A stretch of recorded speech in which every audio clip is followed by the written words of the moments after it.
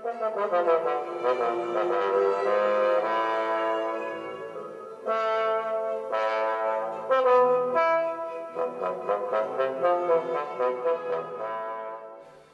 was this man? The man who changed English literature forever, and who aided and abetted him in their joint adventure to establish Romanticism into English poetry? In order to investigate this case further for ourselves, we followed our first clue and took the 10:15 a.m. train from Minehead to Bishops Lydeard, literally steaming to the station of Crowcombe Heathfeld, the first stage in our search to find enlightenment.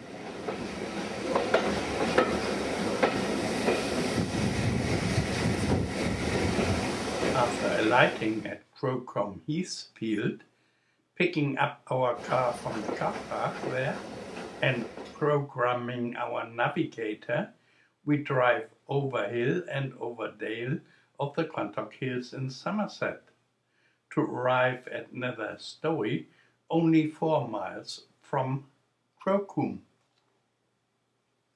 Opposite the ancient mariner, we only have to cross Lime Street to disclose the address and the identity of our wanted man, only to find out that we were not the only investigators.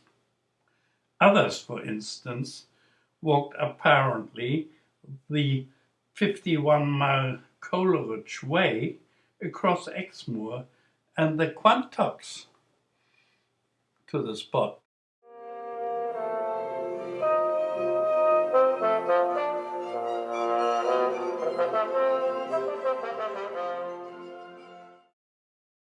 I am here on behalf of His Majesty's government to investigate allegations of a French spy ring operating in this village in the year 1797. Main people involved were Samuel Taylor Coleridge, William Wordsworth, John Thelwall and Tom Poole.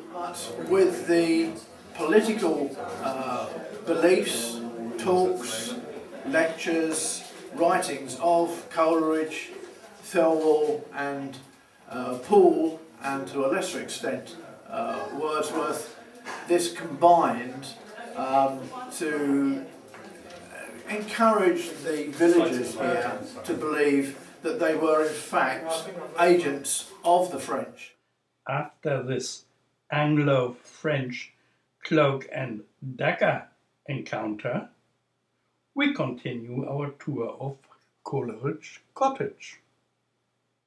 It is only here where we find the answers to our questions written on the wall about the poets of the Romantic Age, their predecessors, their inspired followers, and of course to Samuel Taylor Coleridge in particular.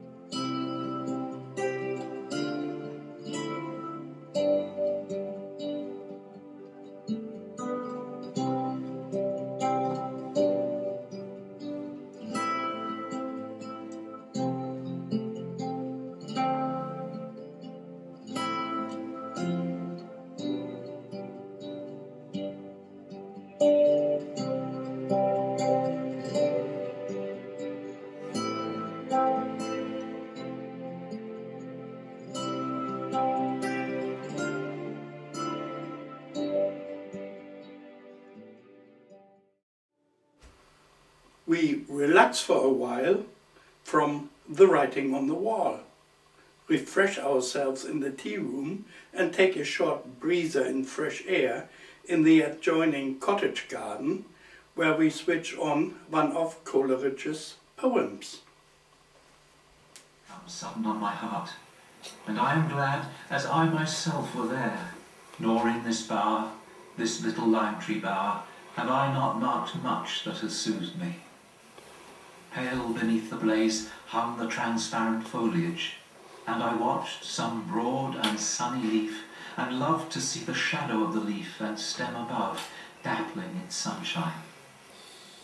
And that walnut tree was richly tinged, and a deep radiance lay full on the ancient ivy which usurps those fronting elms, and now with blackest mass makes their dark branches gleam a lighter hue through the late twilight.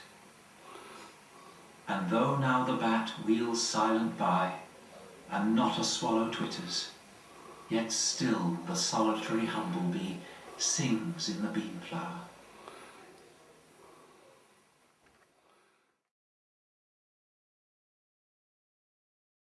Coleridge, Wordsworth, Shelley, Byron, Keats, and some of their prominent followers were names that were once well known in the households of educated citizens.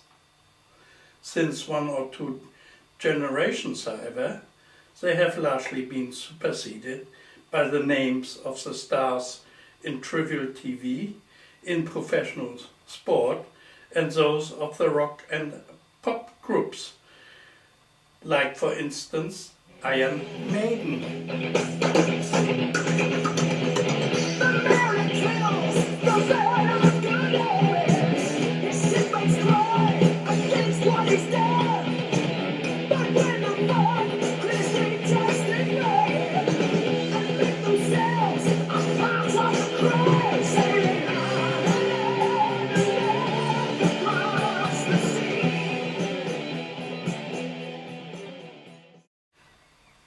At the end of their visit, visitors can leave their message on the wall at Nether Stowey.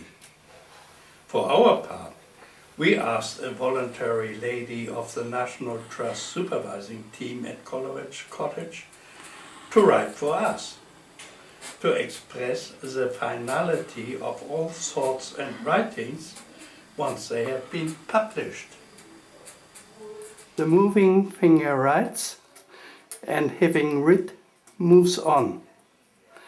Nor all thy piety nor wit shall cancel half a line, nor all thy tears wash out a word of it. Omar Khayyam, Persian poet, who has never been to Nether Stowey. Nor all wit shall cancel half a line, shall cancel half a line. Yep. nor all thy tears Nor all thy tears wash out a word of it. wash. I'm going to run out a word of it. Okay, Yes? that it? Yes? Right, okay. Thank you very much for playing the game. I'm going to have to blot. I made a huge Yeah. blot. I have to admit, I've been working here as a volunteer for about 5 years, and I have never stopped and used a quill pen.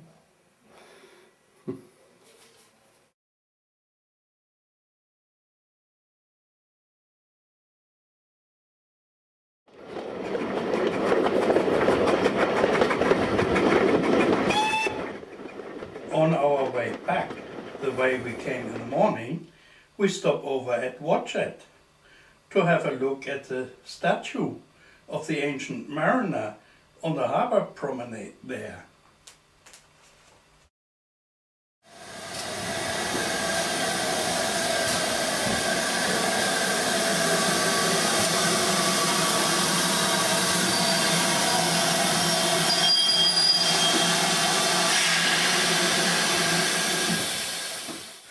Having returned to Minehead after our investigative day's outing, we feel more knowledgeable regarding the Romantic poets in particular and the actually not so romantic age in general.